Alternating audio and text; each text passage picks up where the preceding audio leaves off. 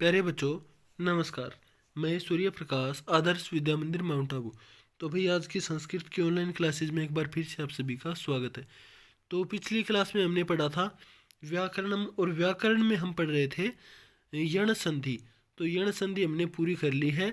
उसके अंदर एक सूत्र था इको यणची, यानी कि इक के स्थान पे यण हो जाए, अची अच परे, यानी कि अगर उनके बाद कोई भी स्वर है तो इक के स्थान पे यण हो जाए। अभी इक कौन से थे? ई उ री री, इनको हमने बोला था इक, और इनके स्थान पे यण का क्या होगा? य व र ल। ई उ री री के स्थान पे य व र ल हो जाएंगे। कब होंगे? अची, यानी कि अच परे, अगर इनके बाद में कोई भी अच होगा या फिर कोई भी स्वर होगा। तो आज हम पढ़ेंगे अयादि संधि। तो अयादि संधि है, इसके अंदर ये एक सूत्र है, एचो यवा यावह, एचो अय अव आय आवह, यानी कि एच एच कौन से होते हैं? एच मैंने यहाँ पे ये लिखा है, ए आई ओ औ, इन चारों को बोलते हैं एच। और इन एच की जगह पे क्या होगा? अय अव आय आव, ये हो जाएंगे। तो जैसे यहाँ पे लिखा है ए चह, यानी कि ए आई और ओ औ के बाद में यदि कोई भी भिन्न स्वर हो, ए आई ओ औ के बाद में कोई भी भिन्न स्वर हो। अब भिन्न स्वर कहने का मतलब क्या है? यानी ए के बाद में ए नहीं आना चाहिए, आई नहीं आना चाहिए, और आई के बाद में ओ के बाद में दोबारा ओ नहीं आना चाहिए, और औ के बाद में दोबारा औ नहीं आना चाहिए, यानी कि सेम टू सेम बाद में नहीं होना चाहिए। अगर कोई भी दूसरा भिन्न स्वर हो तो क्या होगा? ए आई ओ औ, इनके स्थान पे क्रम से क्या होगा?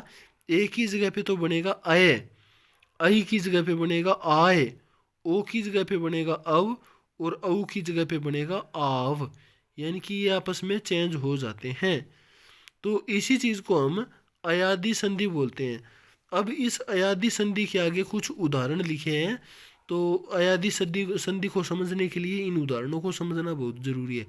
तो सबसे पहले ये उदाहरण लिखा है कि अगर ए के बाद में अ आ जाए तो क्या होगा? अय बनेगा, और ये जो अय बनेगा ना, ये इस ए की जगह पे बनेगा। ए तो जैसे है, ये इधर वाले जो है ना, ये स्वर, इनके साथ कोई छेड़खानी नहीं करनी है, ये जैसे हैं वैसे के वैसे ही रहेंगे। ये जो अय अव आय आव बनेंगे ना, ये केवल ए आई और ओ औ के स्थान पर ही बनेंगे। जैसे यहाँ पे है ने जमा अनम, अब ने के अंदर एक ही मात्रा है, ये एक ही मात्रा है, और आगे क्या है? अनम, यानी कि स्वर आ गया, ए आ गया। तो इस ए की जगह पे अय बनेगा। ए की जगह पे अय कैसे बनेगा? ने जमा अनम, अनम। तो यहाँ पे ने का बच गया न, और आगे था ए की जगह पे बन जाएगा अय, और आगे है अनम, ने अय अनम। और अब जब हम इनको मिलाएंगे, न के अंदर ये अ मिल गया, तो न का हलंत हट जाएगा, पूरा हो जाएगा। अब इसके बाद में आगे है ये के नीचे भी हलंत है। इस, यानी हलंत का मतलब आपको पता है कि आधा होता है। अब ये इसके अंदर मिल जाएगा तो ये हो जाएगा पूरा। आगे है नम, न य नम, ये बन जाएगा नयनम। तो ये हमने बना दिया ने जमा अनम नयनम। इसके बाद में है आई के बाद में अगर ए आ जाए तो आई के स्थान पे आय बनेगा। जैसे गई जमा अकह गाय कह, अब इसमें भी इसी तरह से बिल्कुल सिंपल रहेगा। गई जमा अकह, यहाँ पर भी उसी की तरह होगा। ग और आई था, आई की जगह पे बन गया आय, और आगे है अकह, आगे है अकह। तो अब इनको जब हम मिलाएंगे, ग आधा है और इसके अंदर आ की मात्रा लग जाएगी, पूरा हो गया गा। इसके बाद में यह आधा है, आगे अंदर मिल गया ए, तो यह हो गया पूरा गा य क ह। और जब हम इनको मिलाएंगे, गा य क ह, ये भी बन जाएगा। तो इसी तरह से कहने का मतलब है, जो इधर वाले हैं ना, ये चेंज होंगे और जो आगे जो भी स्वर है ए आ ई चाहे कोई भी स्वर हो, ये जैसे के वैसे जैसे हैं वैसे ही रहेंगे। पो जमा अनह पवनह, पो जमा अकह पावकह, नौ जमा इकह नाविकह।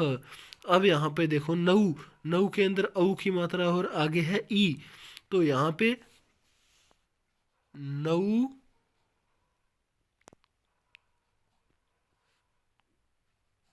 जमा इकह। अब यहाँ पे क्या हुआ, नौ न और उसके आगे औ था, औ की जगह पे बन गया आव, और उसके बाद में आगे है इकह। और वर्ण संयोजन यानी कि इनको आपस में जब जोड़ेंगे तो ये बन जाएगा नौ की जगह पे ना व ऊपर छोटी ई की मात्रा कह, नाविकह, ये बन गया। तो इस तरह से हमने सारे के सारे उदाहरण कर लिए हैं। इसके बाद में आगे मैंने थोड़ा सा लिखा है, ये सूत्र मैंने दोबारा लिखा है यहाँ पे, एचो यवा यावह। इस सूत्र को हम दोबारा से समझ लेते हैं। एचह, एचह का मतलब क्या होता है, ए आई ओ औ। एचह कर्मात अय अव सॉरी अय आय अव आव इति एताः स्यु, यानी ए आई ओ औ के स्थान पर कर्म से अय आय अव और आव इति एताः ये सभी स्युः माने हो जाएंगे। तो ठीक है भाई, ये हमने सारा कर लिया है। संधि अयादि संधि हमारी हो गई है कंप्लीट। और इसी के साथ में जो स्वर संधि है, स्वर संधि भी आज हमारी यहाँ पे हो जाती है पूरी। अगली वीडियो में हम करेंगे भाई व्यंजन संधि के बारे में देखेंगे। तो ठीक है भाई बच्चों, तब तक के लिए धन्यवाद।